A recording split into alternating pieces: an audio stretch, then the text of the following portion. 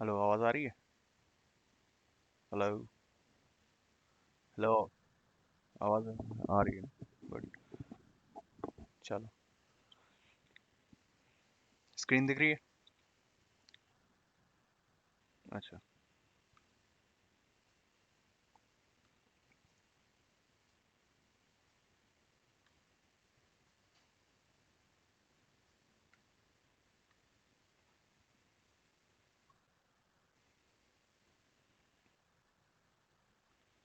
आप दिख रही है स्क्रीन? ठीक है।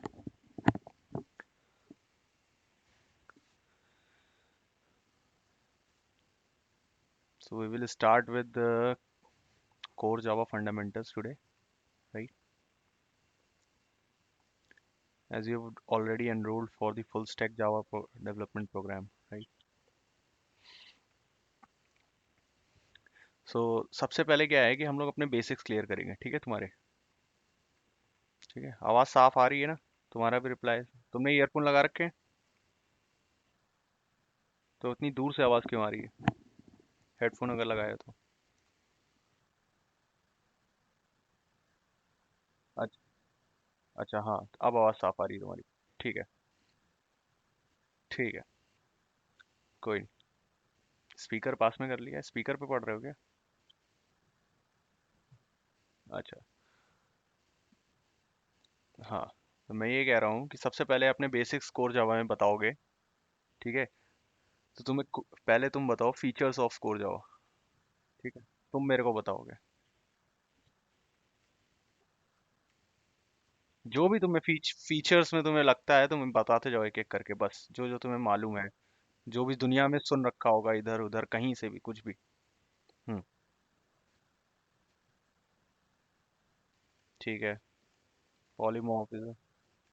एब्स्ट्रैक्शन। ठीक। ठीक है। एनकैप्सुलेशन है। और? ठीक है। और?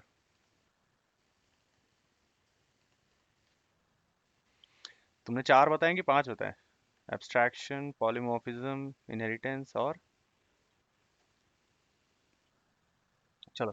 हम जो भी डिस्कस करेंगे ना, उसको दो दो तरह से सोचेंगे, ठीक है? पहला तो रियल वर्ल्ड में सोचेंगे। ठीक है। रियल वर्ल्ड मतलब रियल टाइम में। ठीक है। तो मेरे हर क्वेश्चन का जब तक तुम्हारे कॉन्सेप्ट्स पूरे क्लियर नहीं हो जाएंगे तो उसके दो जवाब रहेंगे, ठीक है? There will be two answers for every question, right? एक जो रहेगा रियल वर्ल्ड में रहेगा और एक रहेगा कोडिंग वर्ल्ड में आंसर। ठीक है। कोडिंग वर्ड में अगर मैं तुम्हें कोई क्वेश्चन देता हूँ कि राइट अ प्रोग्राम, तो राइट अ प्रोग्राम मतलब तुरंत प्रोग्राम लिखना नहीं होगा, ठीक है? सबसे पहले उसका मेरे को रियल वर्ड में एक्सप्लेनेशन दोगे, ठीक है? रियल वर्ड में एक्सप्लेनेशन क्या होगा? कुछ समझ में आया रियल वर्ड में मैं क्या जानना चाह रहा हूँ?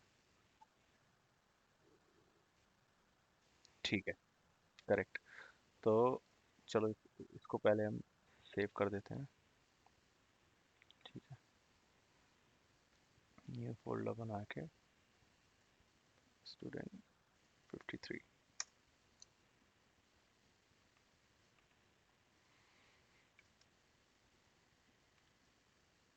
ठीक है। तो सबसे पहले तुमने पॉलीमॉर्फिज्म की बात करी। ठीक है।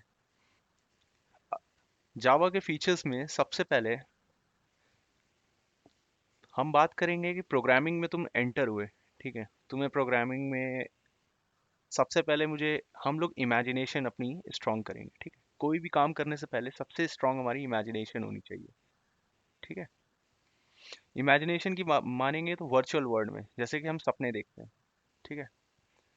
जब हम सपने देखते हैं, बोलते नहीं, जब जेब खाली होती है तभी सबसे ज्यादा सपने आते हैं। अगर जेब भरी होगी तो इतने सपने नहीं आते। ठीक है। तो अभी क्या हो कि मान लो कि तुम्हें कुछ नहीं आता। ठीक है। और तुम्हें प्रोग्रामिंग सीखनी है। क्यों सीखनी है?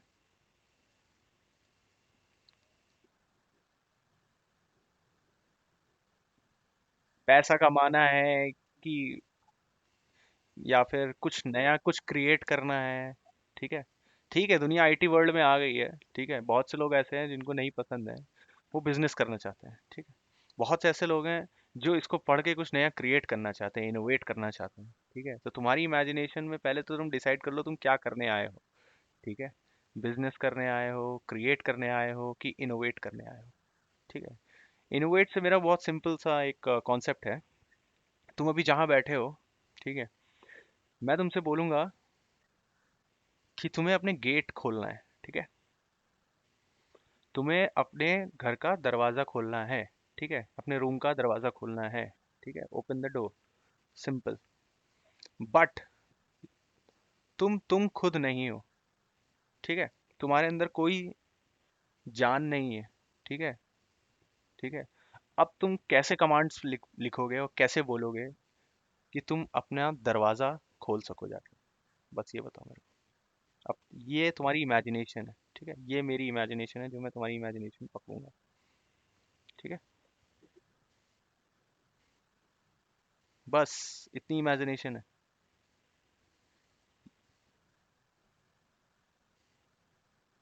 ये तुम्हारे डोर का है, ठीक है। चलो, ठीक है, तुमने कहा हैंडल होल्ड करेंगे, मैंने कहा ठीक है।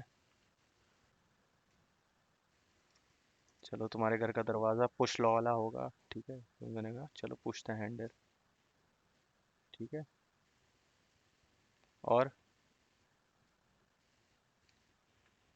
पुश दी हैंडल आगे।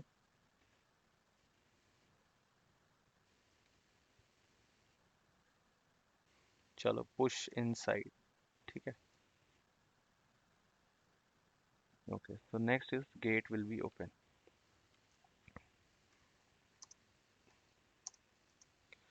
ये एक लेमैन की तरह हो गया, ठीक है, ये जितना भी तुमने बताया ये एक लेमैन की तरह हो गया कि हम गए, हमने हैंडल पकड़ा, खोला और हमने दरवाज़ा खोल दिया। ये 4 स्टेप प्रोसेस है, ठीक है। लेकिन अगर मैं इसी का तुम्हें सॉफ्टवेयर बनाने को बोल दूं, तो क्या ये 4 स्टेप से सॉफ्टवेयर बन जाएगा? तो फिर अब मैं तुमको बोल रहा हूँ प्रोग्रामर की तरह सोचो और मेरे को बताओ। तुम यहाँ बैठे हो, दिस इज यू, है ना, और दिस इज द गेट। अब सोचो प्रोग्रामर की तरह कि तुम्हें ये गेट खोलना है।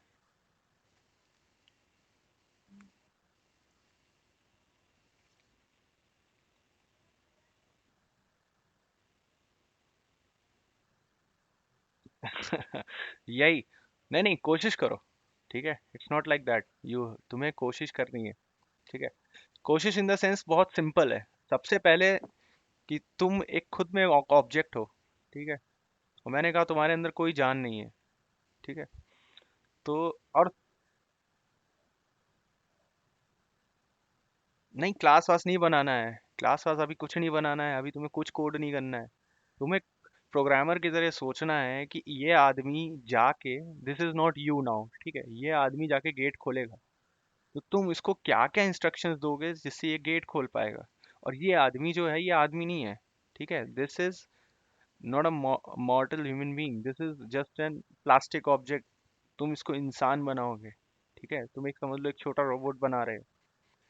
तो सबसे पहले तो ये इंसान कहीं बैठा होगा या खड़ा होगा, ठीक है। अगर ये बैठा है तो सबसे पहले गेट खोलने के लिए क्या होगा, ठीक है, ये खड़ा होगा, ठीक है, स्टैंड करेगा, ठीक है।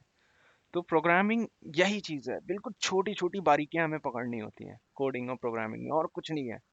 अगर रियल वर्ल्ड में तुम वो छोटी छोटी बारीकियां अगर पकड़ सकते हो, तो तुम प्रोग्रामिंग में भी उतना ही अच्छा सॉफ्टवेयर डिजाइन कर सकते हो। तुमने क्या सोचा कि तुम्हारे दिमाग में सीधा गेट था, ठीक है, तुमने गेट का हैंडल देखा, पहले तो गेट खोल दिया तुमने, सीधा बोला, फिर दूसरे स्टेप पे तुमने 4 चीजें चलो इमेजिन करी कि हैंडल दबाऊंगा, पुश करूंगा, खोलूंगा। ये भी एक फ्लो चार्ट का टाइम आ गया। लेकिन तुम भूल गए कि तुम खुद नहीं हो, भगवान ने कुछ ऐसा कोड लिखा है जिसकी वजह से तुम्हारा दिमाग पहले इंस्ट्रक्शन देता है ट्रू फॉल्स में खड़े हो, तब तुम खड़े होते हो। फिर भगवान ने दूसरा भी तुम्हें दिमाग और दिया है, और इंस्ट्रक्शन कि तुम खड़े होने के बाद भी, स्टैंड करने के बाद भी तुम गेट की तरफ बढ़ना चाहोगे, तो पहले लेफ्ट लेग आगे करोगे कि राइट लेग, ठीक है, करेक्ट। तो ये तुम्हारा प्रोग्रामिंग में क्या होता है, इफ एंड एल्स स्टेटमेंट की तरह, ठीक है, ठीक है, लेफ्ट लेग आगे लोगे, राइट लेग लोगे। चलो, एक स्टेप तुमने आगे ले भी लिया, उसके बाद फिर से तुम इमेजिन करोगे लेफ्ट बढ़ूंगा कि राइट बढ़ूंगा, ठीक है। लेफ्ट लेग बढ़े, अगर राइट लेग ऑब्वियसली आगे किया है, तो फिर से राइट लेग आगे नहीं कर सकते ना, फिर लेफ्ट लेग आगे जाएगा, अगर अगली अगला स्टेप लेफ्ट लेग आगे गया है तो अगला स्टेप क्या आगे जाएगा, राइट लेग जाएगा। ठीक है, ऐसे करते करते तुम गेट के पास पहुंचोगे। ठीक है, ये तुम्हारे स्टेप्स लूप में चलेंगे। वो लूप कितना चलेगा, जितनी तुम्हारी डिस्टेंस होगी यहाँ से लेकर गेट तक। ठीक है, ना द नेक्स्ट स्टेप, जब तुम गेट के पास पहुंच जाओगे तो मेरे को ये बताओ कि ये कैसे डिसाइड करोगे कि तुम लेफ्ट हाथ से दरवाजा खोलोगे कि राइट हैंड से खोलोगे। ऑब्वियसली। तो ये फ्लो चार्ट में ये छोटी छोटी चीजें हैं जो हम मिस कर देते हैं, तो हम प्रोग्राम लिखने में भी यही चीज मिस कर देंगे अगर हम रियल टाइम में सोच अपनी मिस कर देंगे। तो रियल टाइम में आज से जो भी डेली काम करोगे ना, तो ये सोचना कि कैसे कर रहे हो, बस। ठीक है, 2-3 दिन ऐसी सोच रखना। ठीक है, कैसे कर रहे हो। अब तुम गेट के पास गए, गेट में तुम राइट ही हो तो ऑब्वियसली राइट हैंड से दरवाजा का नॉब पकड़ोगे। ठीक है, राइट हैंड से दरवाजे का नॉब पकड़ने के बाद अगर तुम बटन दबाओगे तो ऑब्वियसली किससे दबाओगे, थंब से दबाओगे। थंब से पुश करोगे उसको। ठीक है, नेक्स्ट स्टेप तो अपनी कलाइयों से क्या करोगे, उसको मोड़ोगे, तो वो थोड़ा पुश होगा नीचे को। फिर तुम एक लिमिटेड अमाउंट ऑफ फोर्स लगाओगे जिससे दरवाजा आराम से खिंच सके। ठीक है, फिर जब तुम दरवाजा खोल दोगे, now your task is complete. ठीक है, तो ये होता है एक प्रोग्रामर की सोच। और एक नॉर्मल इंसान क्या करेगा, वो ये सारी चीजें मिस कर देगा और सीधा बोलेगा मैं हैंडल पकड़ूंगा खोल दूंगा। ठीक है, तो एज अ प्रोग्रामर तुम्हें बहुत ही छोटे छोटे माइन्यूट स्टेप्स पे इमेजिनेशन बढ़ानी पड़ेगी। ठीक है, ये तो फर्स्ट इमेजिनेशन हो गया, बेसिक्स टू प्रोग्रामिंग। अब इसी तरह मैं एक और जगह इमेजिनेशन कर सकता हूँ कि जब मैं बैठा रहता हूँ, ठीक है, और जब मैं खड़ा होता हूँ, उसके बीच में भी कई स्टेप्स हैं। तुम्हें पता है, बैठने से उठने के बीच में भी कई स्टेप्स हैं, बताओ क्या है।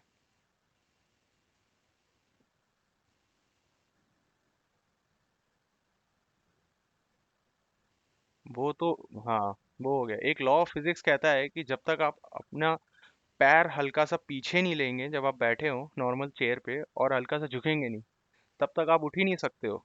तो ये भी कॉन्सेप्ट हमें डालना है। ह्यूमन बॉडी उठ ही नहीं सकती। रोबोट ऐसे उठ सकता है लेकिन ह्यूमन बॉडी उठ ही नहीं सकती। कभी ऐसे देखना, कभी ऐसे उठ के देखना, उठ ही नहीं पाओगे। स्ट्रेट अगर बैठे हो तो स्ट्रेट उठ ही नहीं पाओगे। तो पहले आप अपनी बॉडी को थोड़ा सा झुकाओगे, अपने पैर को हल्का सा पीछे करोगे, तब आप उठ पाओगे। तो हम ऐसे ही छोटे छोटे कॉन्सेप्ट्स में छोटी छोटी बारीकियों के बीच में कई सारी चीजें हम ढूंढते हैं। ठीक है, जिस वजह से हम एक प्रोग्रामर या कोडर बन पाते हैं। ठीक है, ये है एक चीज। तो हमारी इमेजिनेशन जितनी हम स्ट्रांग कर पाएंगे रियल वर्ल्ड में, ये सारी कॉन्सेप्ट हमने किसमें बात करी, रियल वर्ल्ड में। तो अगर हम रियल वर्ल्ड में अगर ये इमेजिनेशन हम स्ट्रांग कर पाएंगे तो हम रियल वर्ल्ड से चीजें लाके हम अपने वर्चुअल वर्ल्ड में इम्प्लीमेंट कर सकते हैं। एग्जैक्टली exactly, समझे। अब कॉन्सेप्ट आया फिर जावा क्यों पढ़ने आए हैं अब हम। क्योंकि जावा एक ऐसी लैंग्वेज है जो रियल वर्ल्ड की चीज़ों को हम इम्प्लीमेंट करने की आज़ादी देती है। ठीक है, रियल वर्ल्ड, अगर हम सी पे जाते हैं तो वो इतना रियल वर्ल्ड नहीं है। ठीक है, तो सी प्लस प्लस है, बट जावा और ज़्यादा है। ठीक है, जावा में हमें इतनी आज़ादी है कि मेमोरी मैनेजमेंट और गार्बेज कलेक्शन इतना सब हमें ध्यान में नहीं रखना पड़ता है, वो खुद ही कर लेता है, पॉइंटर्स का खेल नहीं रहता। ठीक है, ये सिर्फ टेक्निकल बातें हैं। तो ये मैं बता रहा हूँ, तो जावा को हम लोग इसलिए चूज करते हैं। और रियल वर्ल्ड की चीज़ों में क्योंकि एज हमने बोल दिया कि it is an object oriented programming. तो जब हम छोटे थे, जब हम पढ़ते थे, दो ही चीज़ें पढ़ते थे, लिविंग थिंग्स और नॉन लिविंग थिंग्स। ठीक है, तो ऑल दीज थिंग्स और what, all these things were objects. तो आज से कुछ भी तुम देखोगे ऑब्जेक्ट में दिखना चाहिए, दैट इज एन ऑब्जेक्ट। अगर ये पेन है तो then this pen is an object. ये अगर पेन होल्डर है, this is also an object. If it is your laptop then that is also an object. ठीक है, हर चीज को तुम ऑब्जेक्ट की तरह देखोगे। Eating your rice on a plate then that is also an object, right. Start imagining around everything what is all about object and think is, अगर ये ऑब्जेक्ट है तो इसकी क्लास क्या रही होगी, अगर इसकी क्लास है तो इसके ऊपर भी कोई क्लास रही होगी, इसके ऊपर है तो इसके ऊपर भी रही होगी। ठीक है, अब हम आते हैं, इसको भी सेव कर लेते हैं। ठीक है, अब हम नेक्स्ट कॉन्सेप्ट में आते हैं। जैसे कि तुमने पहली बात करी, तो हम लोग स्टेप बाय स्टेप चलेंगे। ठीक है, तो पहला है कि in Java everything is an object, then what are classes an object. ठीक है, तो सबसे, हाँ, ठीक है, क्लासेस की हम बात करेंगे तो तुम्हारी डेफिनेशन क्या है क्लासेस की? ठीक है, वो भी कह सकते हैं। बट हम ये नहीं कह सकते कि एक तरह की फैक्ट्री है। करेक्ट। और हम ये भी नहीं कह सकते ये एक ब्लूप्रिंट है किसी चीज़ का। करेक्ट। हम इसको ब्लूप्रिंट की तरह बात करेंगे। ब्लूप्रिंट क्या होता है? मूवीज में देखा है ना तुमने? ब्लूप्रिंट मिल गया हमें, चलो उड़ा देते हैं चल के इसको। तो ब्लूप्रिंट किसी चीज़ का हमें मिल जाएगा तो फिर हम उस चीज़ से उसकी को मल्टीपल कॉपीज भी बना सकते हैं, उसके अंदर जा सकते हैं, उसके साथ कुछ भी कर सकते हैं, ठीक है। अगर हमें आज बुर्ज खलीफा का ब्लूप्रिंट मिल जाए तो हम पता नहीं कितने बुर्ज खलीफा बना डालें दुनिया में, समझे। लेकिन बुर्ज खलीफा अपना ब्लूप्रिंट क्यों देगा? तो उसने अपनी तो उसने क्या किया है अपनी क्लास को?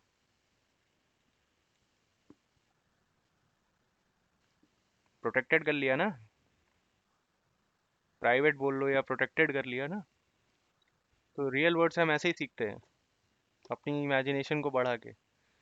अगर उसने वो किया है तो हम अपने कोड को भी यही कर सकते हैं। तो उस कोड को करने के लिए तो हमें पहले क्लास बनानी पड़ेगी, मतलब एक ब्लूप्रिंट तैयार करना पड़ेगा। जब हम ब्लूप्रिंट तैयार कर लेंगे तो फिर हमें ये ब्लूप्रिंट क्या करेगा, हमें एक एडवांस प्रॉपर्टी देता है कि जिससे हम ऑब्जेक्ट्स बना सकें, ठीक है। तो हम ऑब्जेक्ट्स को क्या बोलेंगे फिर? क्या है?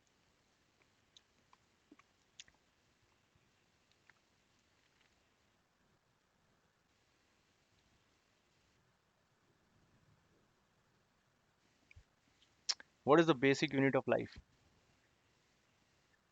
करेक्ट।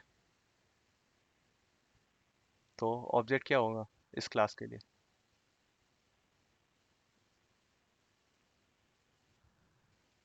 1 मीटर पे कितने सेंटीमीटर होते हैं?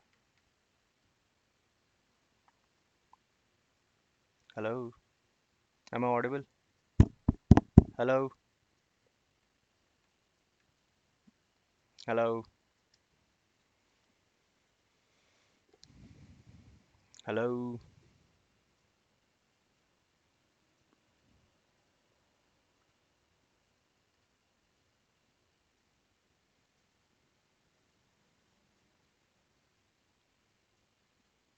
हेलो? अच्छा, 1 मीटर में कितने सेंटीमीटर होते हैं? 100 सेंटीमीटर। ऑलराइट। तो हाँ कोई नहीं। तो 1 सेंटीमीटर इसके लिए क्या हो जाएगा, एक यूनिट हो जाएगा ना। तो एक क्लास के लिए एक ऑब्जेक्ट एक यूनिट होता है, ठीक है। Very simple. ठीक है। तो हम इस क्लास से मल्टीपल यूनिट्स मतलब मल्टीपल ऑब्जेक्ट्स क्रिएट कर सकते हैं, ठीक है। तो मतलब multiple units. So an object is just a unit of class. Very simple. What is class? It's a blueprint and object is just one unit of the class. खत्म। Classes में इतना बनाना ही नहीं है। ठीक है, तुम स्पीकर पे आ रहे हो, तुम्हारा इको आ रहा है। हम्म।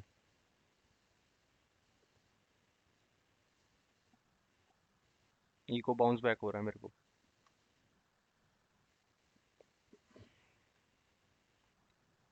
नहीं अब ठीक है। ठीक है।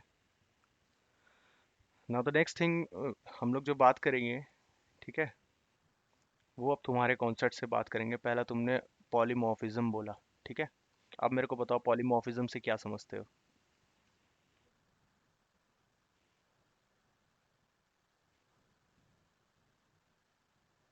करेक्ट।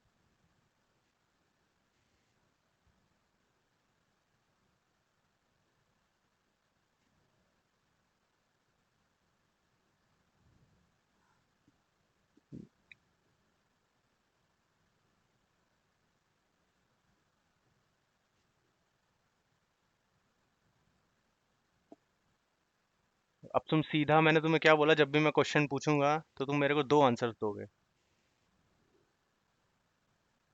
तो अभी तुमने क्या आंसर दे दिया? हाँ पहले रियल में बताया करो, ठीक है। हाँ बताओ।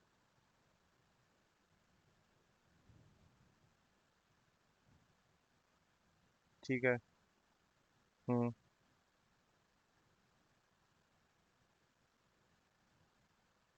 ठीक। अगर मैं इसमें आंसर लूँ वाटर का।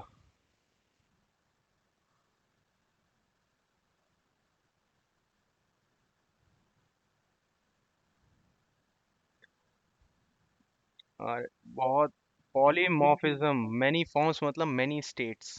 ठीक है।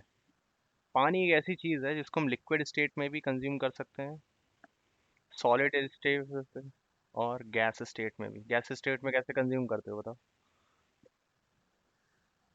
हाँ तो कहाँ कंज्यूम करते हो, कहाँ कंज्यूम करते हो? मैं कंजम्पशन की बात कर रहा हूँ। पानी तो चलो पी लिया, ठीक है, लिक्विड स्टेट में कंज्यूम कर लिया, कैसे भी कंज्यूम कर लिया, वो तुम्हारे ऊपर है। करेक्ट। कोरोना के टाइम पे इस समय सबके सब क्या कर रहे हैं? करेक्ट। करेक्ट। तो ये मैनी स्टेट्स में हम उसको यूज कर सकते हैं। तो इसी तरह हम जावा के अंदर पॉलीमॉर्फिज्म क्रिएट कर सकते हैं। ठीक है। इस पॉलीमॉर्फिज्म की वजह से हम एक ही चीज को डिफरेंट स्टेट्स में यूज कर सकते हैं, वो कोई भी चीज हो। हम किसी चीज को भी पॉलीमॉर्फ कर सकते हैं जावा के अंदर। Very simple. ये दो तरह की होती है पॉलीमॉर्फिज्म। ठीक है। दो तरह की। हाँ वो रन टाइम। हाँ सही है, सही है, सही है। नहीं नहीं सही है। रन टाइम भी होती है और कंपाइल टाइम भी होती है। ठीक है। दोनों होती है रन। लेकिन ये टेक्निकल टर्म हो गया ना, थोड़ा कम टेक्निकल में बात करते हैं ना पॉलीमॉर्फिज्म का। हम लोग धीमे धीमे आगे बढ़ते हैं ना, हम भागेंगे, हम बहुत तेज भागेंगे, लेकिन अभी एक बेस अच्छा तैयार करके। ठीक है। तो हम जब पहले बात कर रहे हैं पॉलीमॉर्फिज्म की, तो हमने कहा दो तरह की पॉलीमॉर्फिज्म होती है। एक तो बहुत ही कम टेक्निकल टर्म अगर हम बोले, ओवरलोडिंग एंड ओवरराइडिंग। ठीक है। ये दो तरह की। क्यों? हाँ।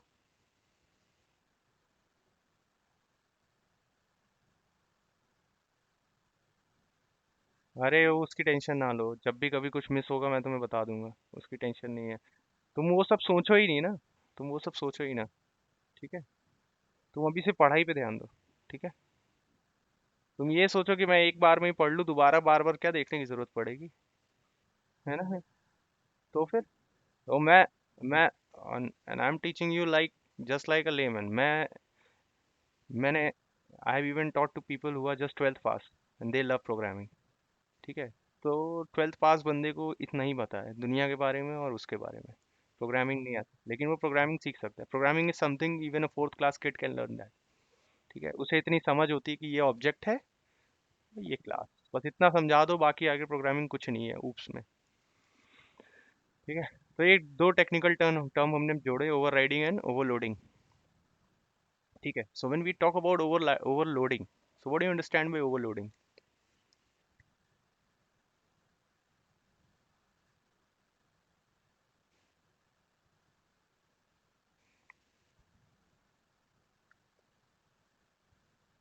ठीक है।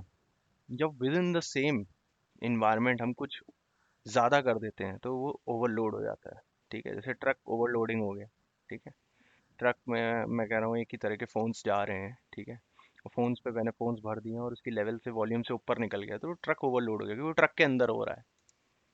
ठीक है। अगर मैं डिफरेंट ट्रक्स की बात करूँ और फिर उसमें कुछ करता हूँ एक के ऊपर एक, तो वो ओवरराइडिंग हो जाता है। ठीक है। ठीक है।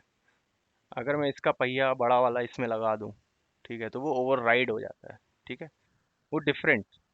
तो जस्ट लाइक सेम थिंग, अगर एक ही क्लास में हम कुछ ऐसा कर रहे हैं जो एक के ऊपर लोड हो रहा है, तो वो ओवरलोडिंग हो जाता है। ओवर राइडिंग स्पेशली क्या होता है, जब एक क्लास से दूसरे क्लास का हम कुछ इनहेरिट करके यूज कर रहे हैं या कुछ कर रहे हैं, तो वो राइडिंग ओवर राइडिंग इफेक्ट हो जाता है। ठीक है। तो ये डिफरेंट क्लासेस में काम करता है ओवर राइडिंग इफेक्ट। ठीक है। और ये सेम क्लास में काम करता है। ठीक है। तो ये दो तरह की हमें पॉलीमॉर्फिज्म की छूट बहुत आसानी से मिल जाती है जावा में, जिसकी वजह से हम बहुत कुछ सॉल्व कर लेते हैं। और इसका बेस्ट एग्जांपल है कैलकुलेटर, जो मैं आगे बताऊंगा कैसे बनता है। ठीक है। और कैलकुलेटर कोई छोटा मोटा प्रोजेक्ट नहीं है। मैं तो बता दूं कि बड़ी बड़ी कंपनियों में, सैमसंग एमसंग में, तीन तीन चार चार साल के लोगों से बोल देते हैं कैलकुलेटर बना दो, और बिल्कुल इफेक्टिव कैलकुलेटर बनाओ जो मार्केट में आता है। कैलकुलेटर ये नहीं कि राइट एंड ऐड और सब्ट्रैक्ट खत्म, इफेक्टिव कैलकुलेटर जैसा मार्केट में आता है।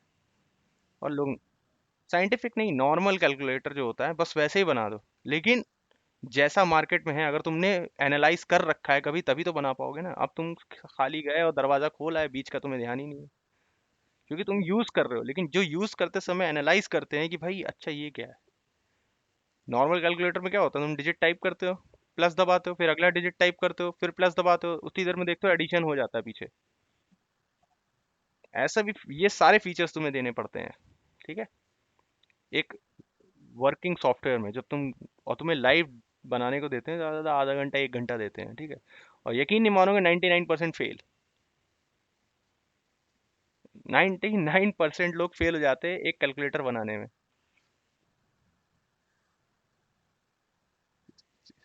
फ्रेशर हो, 4 साल एक्सपीरियंस हो, सब हो। सैमसंग के इंटरनल में होता है, सैमसंग सैमसंग जैसी कंपनी के इंटरनल इंटरनल प्रमोशंस में ये दिया जाता है टास्क। और तुम यकीन नहीं मानोगे, इंटरनल बंदे जो high high high ranking packages में है वो फेल हो जाते हैं एक इफेक्टिव कैलकुलेटर बनाने में। क्यों? क्योंकि वो दो, ये दो जो चीज़ें होती है ना, ये दो चीज़ें जिसको अच्छे से आती है वही इफेक्टिव कैलकुलेटर बना पाएगा, वरना नहीं बना पाएगा, ठीक है।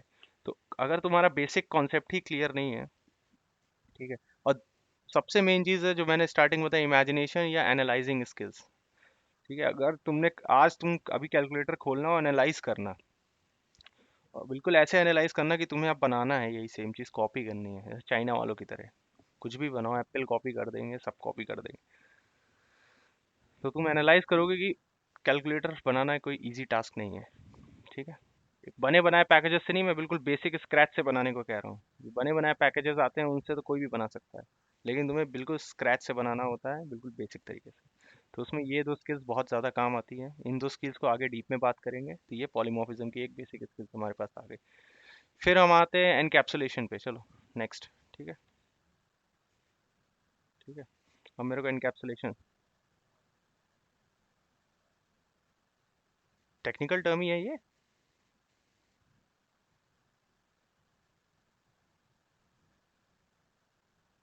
हाँ, टेक्निकल टर्म पे मैं तुम्हें मैंने कहा ना वो आगे बताऊंगा मैं तुम्हें, ठीक है। ठीक है, टेक्निकल टर्म में अगर मैं बताऊंगा तो मुझे इसका प्रोग्राम दिखा के तुम्हें समझाना पड़ेगा, क्योंकि ये कोई वो नहीं है कि एक कीवर्ड नहीं है कि हो गया काम, ठीक है। एक अगर चाहते हो तो मैं बहुत एक आसान सा बता सकता हूँ मैं, कि 2 डिजिट ऐड करने हैं तुम्हें, ठीक है। एक बनिए की दुकान पे जाओ, ठीक है, और तुम बोलो कि मैंने एक कैलकुलेटर बनाया है, ठीक है। तुम यूजुअली क्या करोगे, एक इंट ए लोगे, एक इंट बी लोगे, ठीक है, और एक सम के अंदर ए प्लस बी कर दोगे, ठीक है। और बनिया क्या करेगा, sorry not to use bania, the term is actually I am referring to a person who is a merchant, okay. So what he will do is, पहले तो उसने डाला 2 रुपए और फिर डाला 3 रुपए, ऐड हो गया 5 आ गया, सही चल रहा है तुम्हारा कैलकुलेटर। फिर उसने 2 रुपए डाला और फिर 3.5 रुपए डाला, अब क्या होगा, कैसे आएगा 5.5, फेल हो जाएगा ना। यहाँ तो इंट ए लिया तुमने और यहाँ इंट बी लिया हुआ है ना,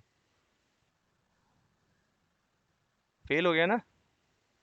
यहीं पे पॉलीमॉर्फिज्म काम आती है, ठीक है। तुम एक और बनाओगे फिर उसी मेथड, इंट ए और फ्लोट बी नाम से, ठीक है। ठीक है, तब ये ले पाएगा। फिर मैंने कहा कि 2.5 प्लस 3.5 उसने डाला, तब क्या करोगे, एक और बनाओगे, एक और बनाओगे, एक और बनाओगे, ऐसे जाके देखोगे 16 से ऊपर मेथड बन जाएंगे। और सारे मेथड्स का नाम क्या होगा, सम ही रहेगा, सेम। इसे बोलते हैं ओवरलोडिंग, ठीक है। ये एक कॉन्सेप्ट है, तो ये कॉन्सेप्ट तुम्हें प्रोग्राम करके दिखाना पड़ेगा, तभी तुम समझ पाओगे, ठीक है। ठीक है, तो नेक्स्ट हम बात कर रहे थे एनकैप्सुलेशन की, ठीक है। बताओ, बोलना शुरू करो। वाह वाह।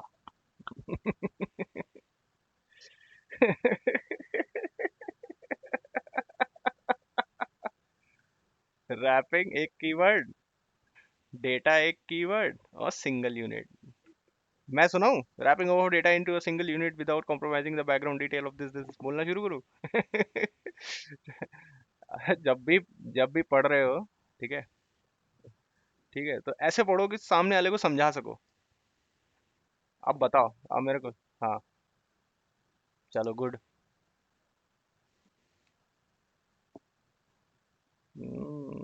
चलो चिप्स का पैकेट एनकैप्सुलेशन का पार्ट हो जाएगा, बट चलो चिप्स में मुझे इतना इंटरेस्ट नहीं है। ऐसा कुछ बताओ कि जिससे एनकैप्सुलेशन से रियली फायदा होता हो।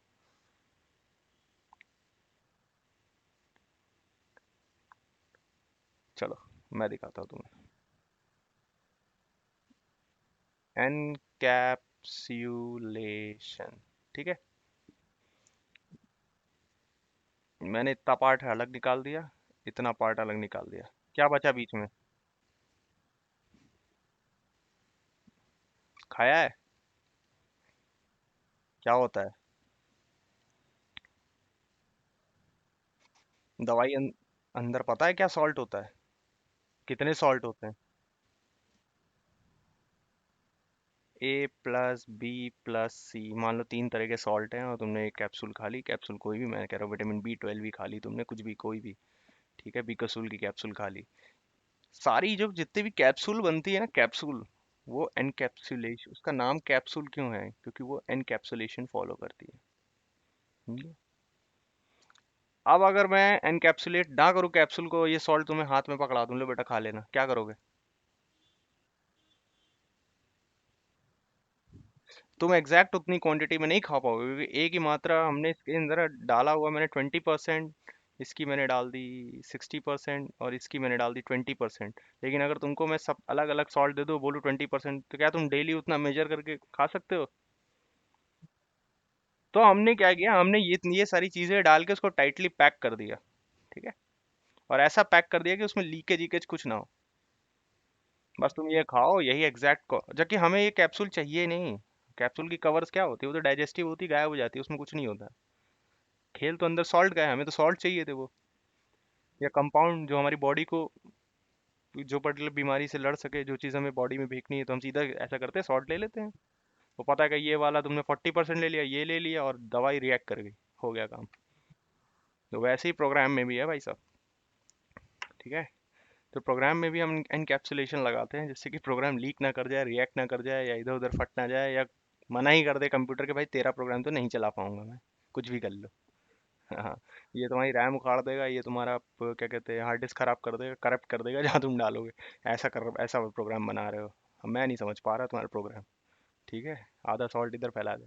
तो हमने इसीलिए तो एनकैप्सुलेशन, कोई भी तुमसे पूछे तो सीधा answer to the interview, sir capsule, medical capsule क्या है, ठीक है। तो एनकैप्सुलेशन देखो, मैं तुम्हें बहुत सिंपल बताता हूँ, ये है क्लास ए, ये लिखा और ये लिखा, ये जो तुम लगाते हो ना, यही है एनकैप्सुलेशन, बस। बस यही है एनकैप्सुलेशन। इसकी वजह से क्या होता है कि तुम्हारा जो प्रोग्राम है वो फटता फूटता नहीं है, एक ही जगह कंबाइंड टाइटली रहता है बहुत अच्छी तरीके से, कि तुम्हें पता है कि ये इस क्लास का पार्ट है इतना, और ये इस क्लास के अंदर एनकैप्सुलेटेड है।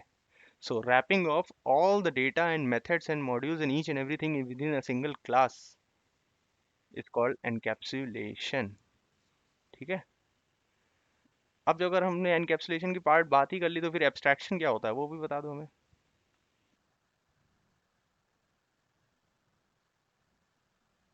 हाँ हाँ, कोई नहीं।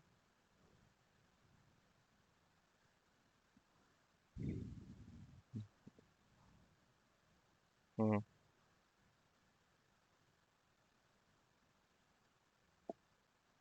हम्म। हम्म।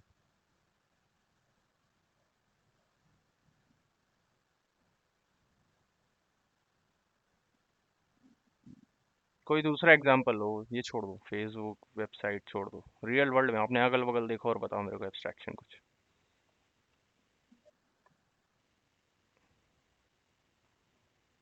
जस्ट तुम्हारे अगल बगल कुछ ऐसी चीज रखी है जो एब्स्ट्रैक्शन फॉलो करती है?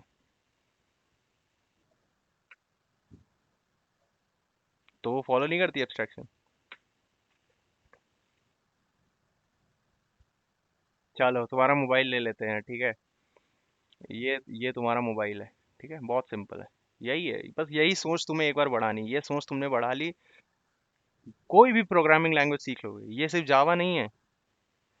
तुम सीखने आए हो जावा, अगर तुम ये सब समझ गए, तो तुम वर्ल्ड में कोई भी नई लैंग्वेज आएगी उसको 2 दिन में सीख लोगे, 2 दिन मैक्सिमम, ठीक है। ये तुम्हारा मैं कह रहा हूँ मोबाइल है, ठीक है, ये एक स्मार्टफोन है। अब मेरे को बताओ, इस स्मार्टफोन में नेटवर्क आईसी कहाँ रखी है?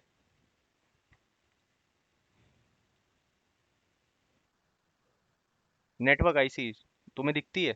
तुम्हें पता है, तुम ढूंढ लोगे? तुम्हें यूज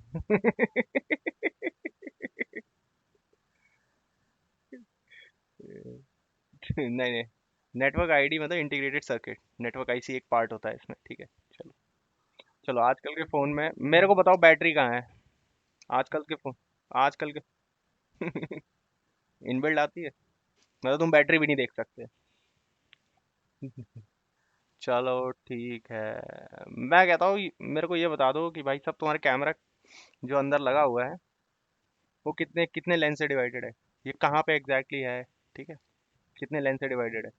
ये भी नहीं पता है, ठीक है। नंबर ऑफ लेंस तुम एक्चुअली गिन के बता ही नहीं सकते। वो तुम्हें बता दे जितना, उतना तुम्हें मानना पड़ेगा, तुम नहीं गिन के बता सकते हो। ठीक है। अच्छा, और कोई चीज़ मोबाइल के अंदर की जो तुम देख सकते हो, बताओ मेरे को। स्क्रीन ही देख सकते हो ना, तो बस एब्स्ट्रैक्शन हो गया। तुम कोई भी चीज़ अंदर की देख नहीं सकते हो जबकि यूज़ कर सकते हो सब कुछ। इन सब चीज़ों की वजह से तुम एक मोबाइल यूज़ कर पाते हो, तुम सब कुछ चला पाते हो मोबाइल को, इवन लैपटॉप भी तुम चला पाते हो, लेकिन अंदर कुछ देख नहीं पाते हो। मोबाइल के अंदर कुछ खराब हो गया ना तो बंदे के पास ही जाओगे। वही है जो जिसने बनाया है या जो उसको रिपेयर कर सकते हैं, सिर्फ वही जानते हैं अंदर की चीज़ें, तुम नहीं जानते, यूज़र नहीं जानता। ठीक है, तो इसी को बोलते हैं एब्स्ट्रैक्शन। तो अगर हम एब्स्ट्रैक्शन नहीं करेंगे तो क्या होगा? डिवाइस चलेगी लेकिन तुम किसी को ऐसे ही दे दोगे। हैं, एक नॉर्मल यूजर जिसको कोई ज्ञान नहीं है उसको तुम खुला मोबाइल दे दोगे ऐसे तार से जुड़ा जुड़ा इतना बड़ा बना के, लो यूज कर लो। नहीं ना। तो ऐसे सिंपल एक कार का एग्जांपल ले लो। ठीक है, कार के अंदर इंजन है, सब कुछ है, वो तुम्हें दिखता है नहीं, तो तुम्हें स्टेयरिंग से मतलब है और एक्सीलेटर ग्रे गियर इससे मतलब है बस। तुम उससे चलाओ, तुम्हें पूरा, लेकिन अंदर सब काम चल रहा है। तो इसलिए कार जो है वो भी एक एब्स्ट्रैक्शन फॉलो करती है, हर चीज एब्स्ट्रैक्शन फॉलो करती है, तो हमारे प्रोग्राम को भी एब्स्ट्रैक्शन फॉलो करना चाहिए। ठीक है। अब एब्स्ट्रैक्शन का सबसे बड़ा एक एग्जांपल है, मैं कहता हूँ एक एटीएम मशीन। ठीक है, तुम गए। हम्म,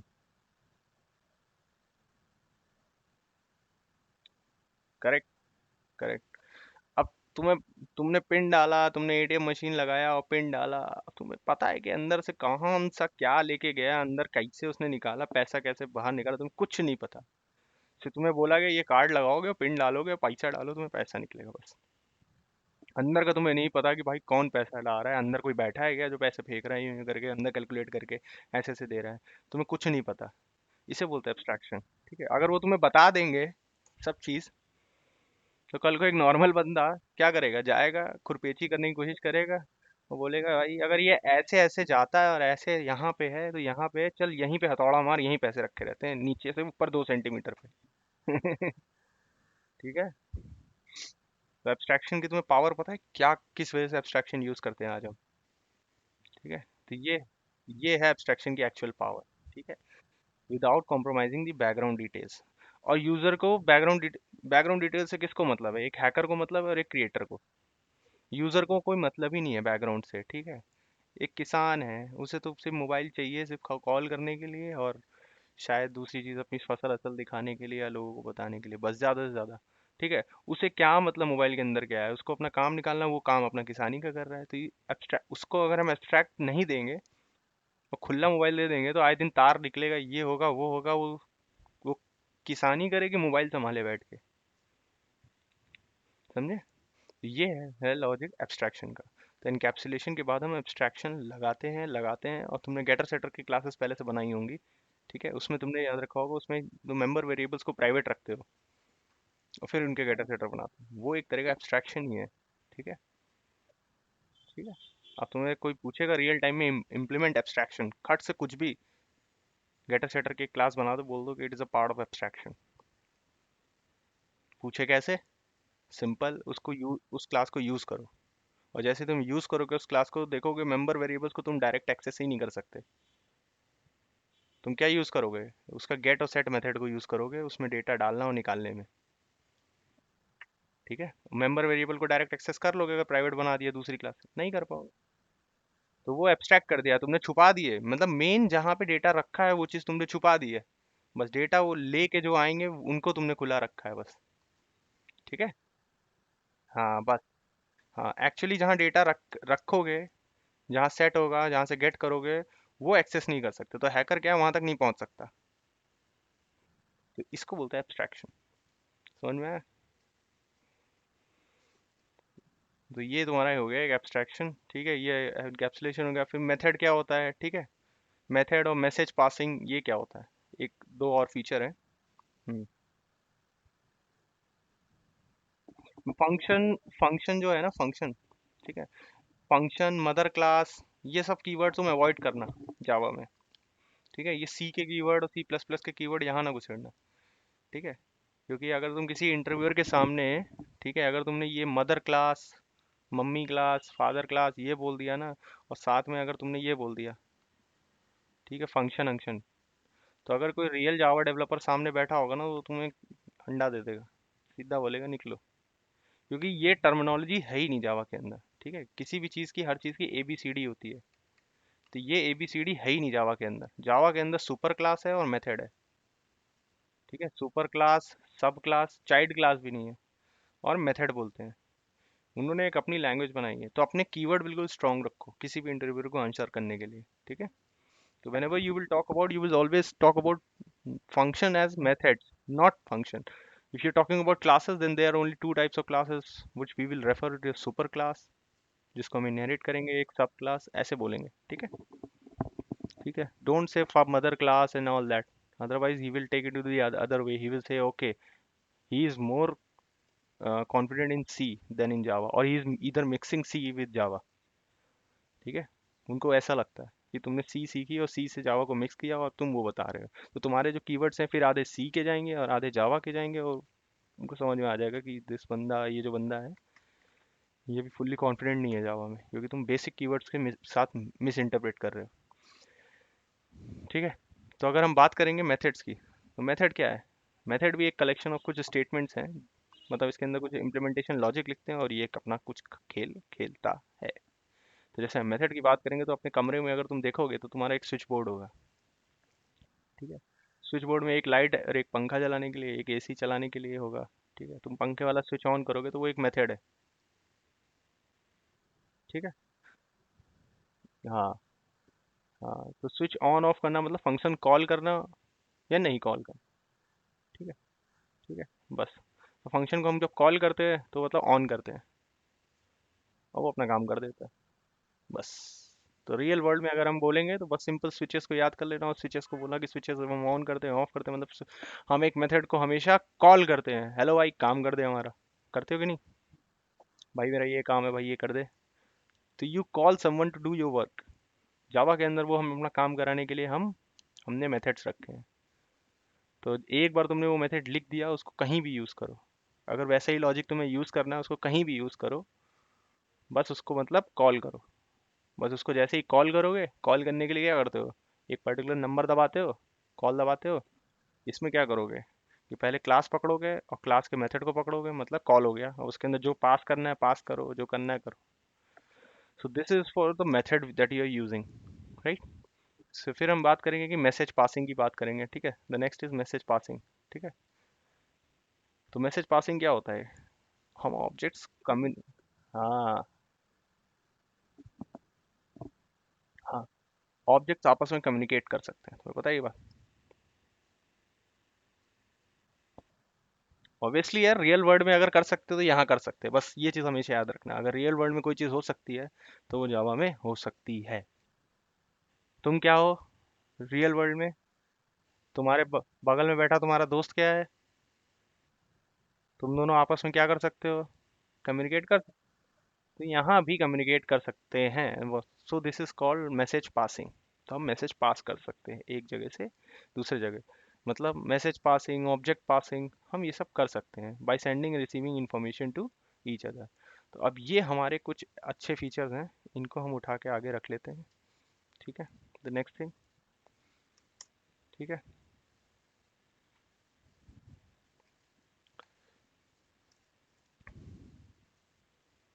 अब इनको हम बात करते हैं एक एक करके।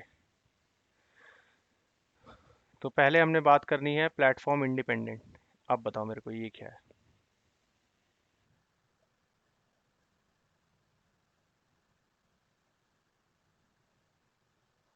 दूसरे कैसे सिस्टम से रन कर सकते हो ये बताओ। पानी की तो इसका मतलब मैं उस पर रन कर सकता हूँ, क्या कहता हूँ, मोटर। कार के मोटर पे। तो फिर कैसी प्लान? तो फिर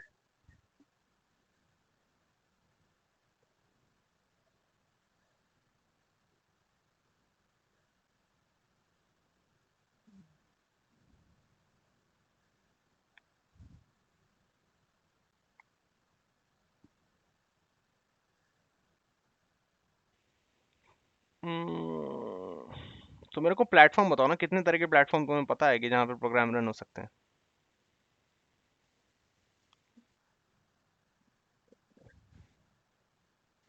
ये प्लेटफॉर्म हो गए? नहीं नहीं, सोचो। This is not nothing like that, I am taking you to the different direction और something like that. I am creating your imagination. यहाँ पे जो वर्ड हमने बोला है प्लेटफॉर्म, प्लेटफॉर्म कुछ और चीज़ है यहाँ पे जो हम बात कर रहे हैं। ठीक है। अगर हम ट्रेन्स की बात करें, चलो रियल वर्ल्ड में आते हैं। ठीक है। तो कितने तरह के प्लेटफॉर्म होते हैं?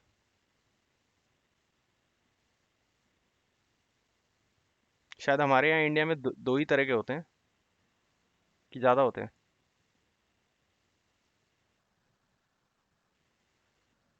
कौन कौन से बताओ? हाँ, ये क्या है under floor on floor? Railway station नहीं, I am talking about the platform. तुमने सुना है कुछ छोटी लाइन बड़ी लाइन? तो हमारे यहाँ प्लेटफॉर्म दो ही तरह के होते हैं, नैरो गेज और ब्रॉड गेज। ठीक है। ठीक है, ये दो मॉडल के हमारे पास प्लेटफॉर्म होते हैं, क्योंकि हमारा जो ट्रेन सिस्टम है, रेलवे सिस्टम, वो दो ही तरह के प्लेटफॉर्म्स पे चलती है। ठीक है, एक नैरो गेज पे चलती है, मतलब छोटी लाइन। छोटी लाइन के एक पर्टिकुलर डायमेंशन होता है जिसको हम ले सकते हैं 3 फीट का, 3 फीट चौड़ाई होती है। और एक ब्रॉड गेज होती है, वो 4 फीट चौड़ी पटरी होती है। समझे? ये होता है। ठीक है, तो तुम 3 फीट वाली 4 फीट पे चला सकते हो, नैरो गेज वाली ट्रेन। और ना ही ये चला सकते हो, बट जावा में प्रोग्राम लिखोगे तो ये चला सकते हो। सी के साथ यही प्रॉब्लम है। ठीक है। सी के साथ यही प्रॉब्लम है, अगर तुमने 4 फीट की पटरी पे, अगर तुमने अपना सी का प्रोग्राम लिख दिया तो वो 3 फीट की पटरी पे नहीं चल पाएगा। और 3 फीट की पटरी पे लिख दिया, 4 फीट पे नहीं चल पाएगा। तो अब हमें पता करना है कि ये रियल वर्ल्ड में जो प्लेटफॉर्म है, वो जावा के टर्म में प्लेटफॉर्म कौन सा बात कर रहा है। समझे? तो रियल वर्ल्ड का जो प्लेटफॉर्म है वो जावा के वर्ल्ड में वो ये है कि जब हम बात करते हैं अपने लैपटॉप्स या मशीन की, उनका एक आर्किटेक्चर होता है। ठीक है, एक 32 बिट की मशीन होती है, एक 64 बिट की मशीन होती है। ठीक है। फिर विंडोज़ होती है, एक लाइनक्स होती है, एक और और नहीं नहीं, हमारे पास तीन ही तरह के फॉर्मूले हैं जिससे लैपटॉप बना सकते हैं, पता है तुम्हें? ये दो हैं। एक लाइनक्स, लाइनक्स में सारे आ जाएंगे तुम्हारे, अबंटू, रेड हैट, ये आ जाएंगे। ठीक है। एक विंडोज़ होता है। ठीक है। और लाइनक्स में इवन तुम्हारा मैकबुक भी आ जाएगा एक तरीके से। ठीक है। और तीसरा होता है सुपर कंप्यूटर, जो हम बोलते हैं सन सोलरिस।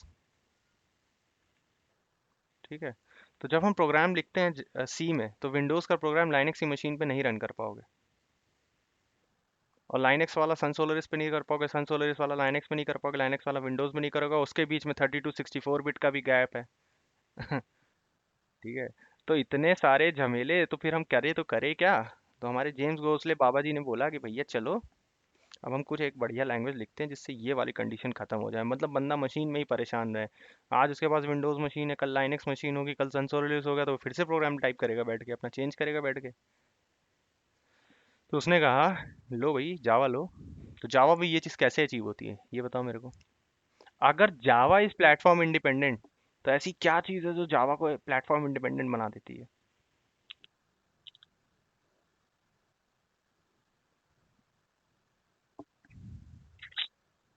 नहीं नहीं, जावा में हमारे पास एक है, एक चीज़ होती है जेवीएम।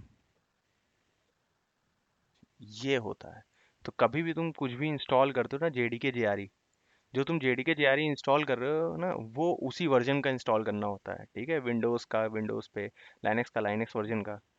ठीक है। तो उसकी बदौलत अगर तुमने वो जो प्रोग्राम उसमें लिखा है, वो अपने आप ऑटोमेटिकली उस मशीन को समझाने के लिए कन्वर्ट कर लेता है। ठीक है, जो मशीन लेवल को समझना है जो कोड। ठीक है, तो ये खेल जेवीएम का होता है। तो इसलिए हम जेवीएम जो है वो हमारी जेआरई के थ्रू लाइब्रेरी से ऑटोमेटिकली वर्चुअल मशीन बनती है, कोई हार्ड मशीन है नहीं लोहे लपाटे की जो चल जाएगी, नहीं ना। तो ये इसकी वजह से हमारे साथ होता है। ठीक है, आया समझ में कि ये प्लेटफॉर्म इंडिपेंडेंस कैसे अचीव हो रहा है, जेवीएम की वजह से। हम जे और जेवीएम हमारा प्लेटफॉर्म इंडिपेंडेंट नहीं है, जेवीएम हमारा प्लेटफॉर्म डिपेंडेंट है। ठीक है। हाँ, विड हाँ, हाँ विंडोज़ का जेवीएम उठा के तुम उसमें डाल लो। मतलब जो हम जेवीएम बोल रहे हैं वो एक्चुअली जेडीके जेआरई की बात कर रहे हैं। ठीक है, तो विंडोज़ की जेडीके जेआरई उठा के अगर तुम उसमें डायनेक्स में डाल दो, नहीं चलेगा। तो हम क्या करते हैं, हम एक अपने सामने ऐसे इमेजिन करो कि तीन तरह के लैपटॉप रखे हैं, एक विंडोज़ लिनक्स लिनक्स, इसमें तीन तरह के तुमने जेवीएम इंस्टॉल कर दिया। अब तुम किसी पे भी प्रोग्राम लिखो एक दूसरे पे रन कर लोगे। लेकिन सी में ये चीज़ नहीं थी। ठीक है, सी में ऐसा कुछ जेवीएम टाइप का नहीं था जो इतना सब कुछ। तो जावा की जो मोस्ट पावरफुल थिंग है जो जेम्स गोसले चाचा जी ने हमारे बनाई थी वो है जेवीएम। तो इस जेवीएम की वजह से हमारे पास जो पुरानी लैंग्वेजेस हैं जिनकी में बहुत सारी प्रॉब्लम आती थी वो सब कुछ इन्होंने सॉल्व कर दिया है इसकी बदौलत। ठीक है, और इसको और सिंपल बना दिया है। वो सी आउट सीन छोड़ के क्या हम क्या लिखते हैं, सिस्टम आउट डॉट प्रिंटलन, अंग्रेजी की तरह ही समझ में आ रहा है, सिस्टम भैया बाहर निकालो प्रिंट करके। है ना। है, तो उसको और सिंपल कर दिया। अब पहले क्या लोग बोलते थे, सी आउट, सी इन, सी बाहर देखो, बाहर से अंदर देखो, एक नॉर्मल बंदे के लिए। तो उसको और सिंप्लीफाई कर दिया उन्होंने। ठीक है, तो उन्होंने वो चीज़ और बना दिया, पब्लिक स्टैटिक वॉइड मेन बना दिया। मेन से पता लगता है कि भैया सबसे मेन चीज़ तो यही है प्रोग्राम की। ठीक है, क्लास लिख दिया, क्लास से पता लग रहा है ये क्लास लिखने को बोल रहा है। फिर पब्लिक लगा दिया, उससे समझ में आ रहा है कि पब्लिक क्लास है ये, प्राइवेट लगा दिया प्राइवेट क्लास है ये। है ना। तो इन्होंने कीवर्ड्स इतने अच्छे चुने हैं जिससे और सिंप्लीफाई कर दिया। बट ये कीवर्ड्स हमारे इंडियन से ज़्यादा अमेरिकन के लिए ज़्यादा अच्छे हैं। ठीक है, क्योंकि थोड़ी अमेरिकन लैंग्वेज की तरफ से है वो, उनकी तरफ से। और सिक्योरिटी तो उन्होंने गजब की दे ही दी है जेवीएम डाल के। ठीक है, जावा मतलब सिक्योरिटी, बस। सिक्योर क्यों हो गया जावा, ये भी मुझे मैं तुम्हें बता सकता हूँ बहुत आसानी से। क्योंकि जो मेमोरी मैनेजमेंट है ना वो एक कोडर नहीं करता है इसमें। इसमें मेमोरी मैनेजमेंट का जो मैक्सिमम लॉजिक है वो एक जेवीएम खुद ही मैनेज करता है। ठीक है, और सी में क्या होता था, पॉइंटर्स होता था। तो पॉइंटर से हम एड्रेस पकड़ सकते थे, इसमें तुम एग्जैक्ट एड्रेस नहीं पकड़ सकते जावा में। ठीक है, तुम हैश कोड पकड़ सकते हो लेकिन एड्रेस नहीं पकड़ सकते कि कौन सी क्या चीज़ कहाँ पड़ी है। ठीक है, हैश कोड से एक अंदाज़ा ले सकते हो। तो अगर तुम्हारे पास 24 GB की रैम है और उस पर सॉफ्टवेयर रन कर रहा है, तो तुम ये नहीं पता कर सकते कि तुम्हारा जो प्रोग्राम रन कर रहा है उसमें जो ये वेरिएबल ए में 10 रखा है ये एग्जैक्टली है कहाँ पर। ठीक है, तो ये सब चीज़ें बहुत सिक्योर बनाती है। दूसरी बात, पब्लिक प्राइवेट प्रोटेक्टेड और ये सब और चीज़ें प्रोग्रामिंग में वो और सिक्योर बनाने लगी, वो चीज़ों को और रोबस्ट करने लगी। आर्किटेक्चरल हमें न्यूट्रल दे दिया इन्होंने। ठीक है, पोर्टेबल तो है ही भाई, प्रोग्राम इस पे लिखा विंडोज़ का, फिर तुमने भेज दिया अपने दोस्त को, दोस्त के पास लाइनेक्स मशीन है 100 किलोमीटर दूर अमेरिका में बैठा हुआ है, दिल्ली में बैठा हुआ, कहीं भी बैठा हुआ है। वहाँ उसने कहा ठीक है भाई प्रोग्राम भेज दे मेरे को, उसने अपने आप चलाया, अपने यहाँ चलाया, अपने यहाँ भी चल गया। तो पोर्टेबल हो गया। ठीक है, अब वही अब तुमने सी में लिखा होता वही प्रोग्राम और लेके पहुंच जाते, दो दोस्त को देते, दोस्त कहता भाई क्या है, भाई मेरे पास लाइनेक्स मशीन है वो भी 32 बिट की, तुमने कहा मैंने विंडोज़ पे 64 बिट की मशीन पर प्रोग्राम लिखा था भाई, अब समझ ले, देख ले। वो कहेगा भाई फ़ायदा क्या हुआ तेरे से लिखवाने के लिए, मैं खुद ही लिख लेता। ठीक है, तो वो पोर्टेबल, ये चीज़ जावा में है। रोबस्टनेस भी जावा में है। और सबसे बड़ी चीज़ है मल्टी थ्रेडिंग, ये एक बहुत तगड़ा फीचर है। ठीक है, स्ट्रॉन्ग। ठीक है, एक तरीके से बहुत स्ट्रॉन्ग है। ठीक है, और हम जब बात करेंगे मल्टी थ्रेड की, ये एक ऐसा कॉन्सेप्ट है ना जो मतलब लैंग्वेजेस में बहुत मिसमैच था। और अभी आने वाली लैंग्वेज में मैं तुम्हें बताता हूँ मल्टी थ्रेड से भी बड़ा आ रहा है गो रूटीन्स। ठीक है, गोलैंग लाया है। ठीक है, तो अगर कभी इंटरेस्ट होगा तो आगे तुम्हें पढ़ाऊंगा गो रूटीन्स क्या होता है, जो मल्टी थ्रेड को भी पीछे छोड़ने वाला है। ठीक है, इसलिए जल्दी जल्दी मल्टी थ्रेड समझ लो तभी गो रूटीन समझ पाओगे। गोलैंग लैंग्वेज है, गूगल की बनाई हुई है। वो और ज़्यादा मशीन लेवल पे फास्ट है सी सी प्लस प्लस और जावा से भी, सिर्फ इसकी वजह से गो रूटीन्स। तो मल्टी थ्रेड क्या होता है, एक सिंपल, आज तुम, मैं कह रहा हूँ मोबाइल तुम यूज़ कर रहे हो, यूट्यूब चला रहे हो। ठीक है, और एकदम से तुम्हारे पास मैसेज आता है, हेलो। ठीक है, मोबाइल के अंदर बात कर रहा हूँ। ठीक है। और तुम्हारे पास एक व्हाट्सएप का नोटिफिकेशन आता है ऊपर टंग, तो तुम व्हाट्सएप अगर देखोगे तो क्या होगा? क्यों?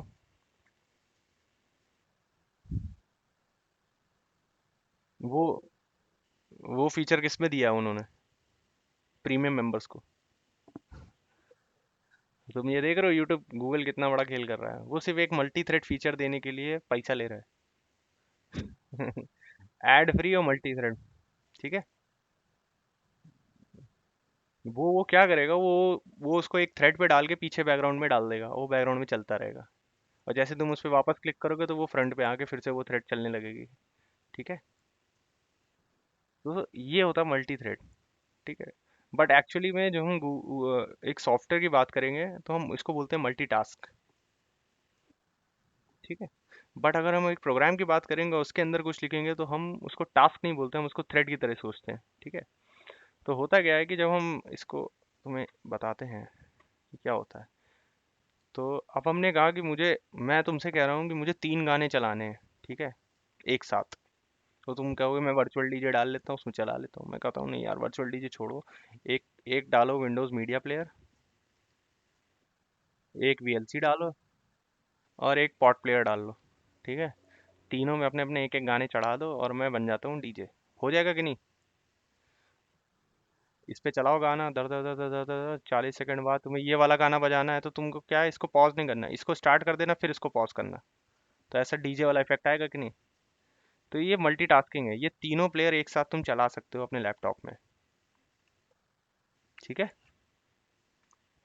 तो यही चीज, अगर तो कॉन्करेंटली तुम किसी को भी एक्सेस कर सकते हो, किसी को भी चला सकते हो, किसी को भी बंद कर सकते हो। ठीक है। कॉन्करेंटली काम कर सकते हो और साथ में अपना क्रोम टैब भी चला सकते हो, जिसमें ब्राउजिंग कर सकते हो। और साथ में तुम और बहुत जो सारे काम करने हैं वो सब कर सकते हो। तो ये मल्टीटास्किंग फीचर होता है एक लैपटॉप के अंदर। ठीक है। स्मार्टफोन में ये मिसिंग होता है क्योंकि स्मार्टफोन इतने एफिशिएंट नहीं होते हैं। बहुत ही रेयर फीचर्स ऐसे होते हैं। ठीक है। बैकग्राउंड में रखे रहते हैं, बंद हो जाते हैं। ठीक है। लेकिन इसमें ऐसा नहीं है। तो इसी को अगर हम प्रोग्राम के अंदर डाल दें और मल्टी थ्रेड कर दें तो कितनी बढ़िया चीज़ है। ठीक है। एक साथ चारों मेथड चले हमारे, रुके ही नहीं। ठीक है। ये नहीं कि एक मेथड चले उसके बाद दूसरा मेथड चले उसके बाद दूसरी क्लास का चौथा मेथड चले, ऐसे नहीं। मैं कहता हूँ सब एक साथ चलेगा, यानी कि कॉन्करेंटली। ठीक है। तो ये चीज़ हमें मल्टी थ्रेडिंग देता है। ठीक है। तो ये मल्टी थ्रेडिंग फीचर हमारे पास जावा के अंदर है।